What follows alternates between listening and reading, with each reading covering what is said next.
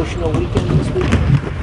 Yeah, I mean, it's an emotional time of year, a lot in front of us, but yeah, it'll be a tough but enjoyable event on Saturday. But really, we've got a big hurdle in front of us on Thursday, and that's where all our focus is right now. How do you prepare in the Pac-12 for a second go-around? You go back and look at film. Do you have to make a lot of adjustments, or does it just depend on how both teams are playing? Yeah, you've got to assume they're going to make adjustments, so you've got to be ready to make some as well. You watch their more recent games to see if they're doing anything new. Really, there's no secrets at this time of year. It comes down to just making sure you're prepared and you're ready to go individually and then collectively as a team. And that's what we've been fighting a little bit is we've got to make sure everybody's locked in and still prepared to go to battle out there. And we know Stanford's playing awfully well. They're a very physical and mature team, even though they've got some youth. And we've got to make sure that we're ready to match and surpass that. When you've had guys like Sean and Antoine who have had inconsistent minutes off the bench among other guys, how have you seen that group kind of prepare to be ready to contribute? Antoine's been great because he's been through it for a year. He's given us some good minutes, and much like last year, he's playing more later in the year. Sean is been good in spurts, and I know his minutes are inconsistent, but the lesson he's learning is the consistency that you bring each and every day leads to that consistency come game time. And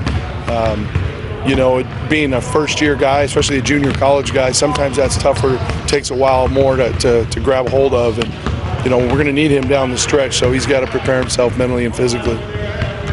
Trace was saying there's going to be like 20-plus family members coming to Saturday's game. What's that going to be like? Well, I mean, once the game's here, it's going to be fine. I worry about, my wife's already got plans to take him to the coast, take him here, just so I can stick to my routine and not be distracted. But it's going to be great, just really to share and celebrate his career, everything he's meant to Oregon State. It's going to be pretty special. Looking back on these last few years, how special has it been to share all of this with Trace?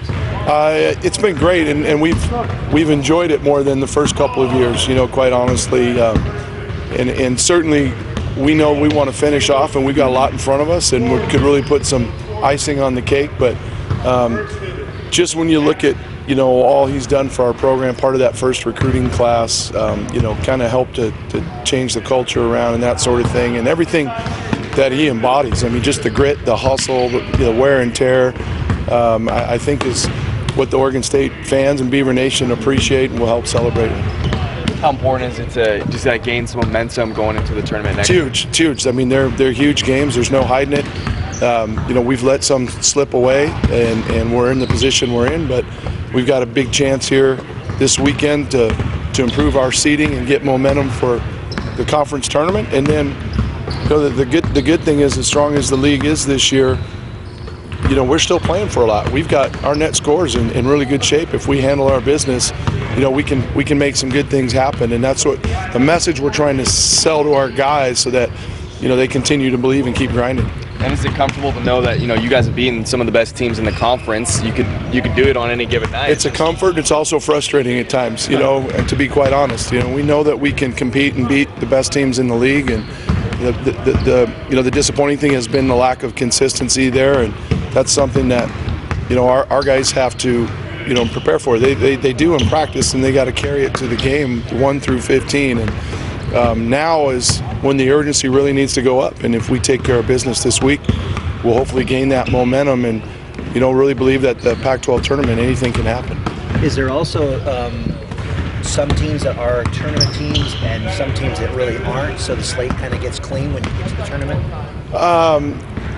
Yeah, I mean, I think you have to look at the net scores, and those teams that are still have good net scores have a chance. Teams that just don't perform well in tournaments, and some that do. Just like they're just every year they go to a tournament and they don't play as well for whatever reason. Oh boy, I don't know. Which would then kind of level the playing field. Yeah, I mean, postseason brings a heightened sense of urgency, and that can work in your favor or against you. Yeah. So there's some teams, you saw last year, Colorado kind of got in a little bit of a funk in that first round game. but they were playing the team at the bottom of the league, so they were able to still get a win. And then we kind of went through that funk in our first round game against Colorado that they'd already been through. So that's stuff that certainly happens come postseason time. And we hope with the way we coach our group that mentally they should be prepared for everything, and so that doesn't happen. Awesome. Thanks, Coach.